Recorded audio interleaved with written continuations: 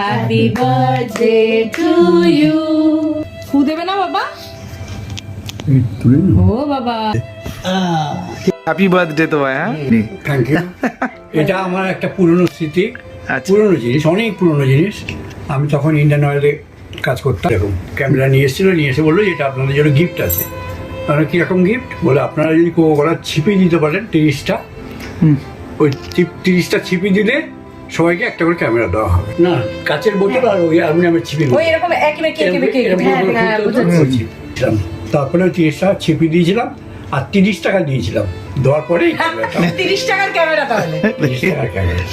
দেখো vintage camera 30 টাকা দিয়ে নেওয়া কিন্তু। চালু কন্ডিশন।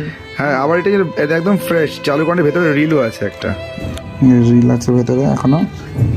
এটা কিন্তু খোলা, ছিপি খোলা। ও আচ্ছা, সেই চিপি।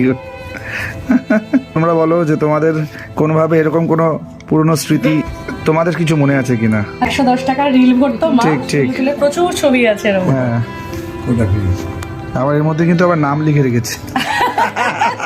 ক্যামেরার খাপ, এই কোকা-কোলার খাপ, এর মধ্যে বেসিক্যালি এরকম থাকে আর এটা কাভার থাকে। যাক, এটা হচ্ছে এখন আমি নিয়ে যাচ্ছি কারণ আমাকে এটা এখন গিফট করা হয়েছে। কি তাই তো? হ্যাঁ। পরে ফেরত দেবো না কিন্তু। না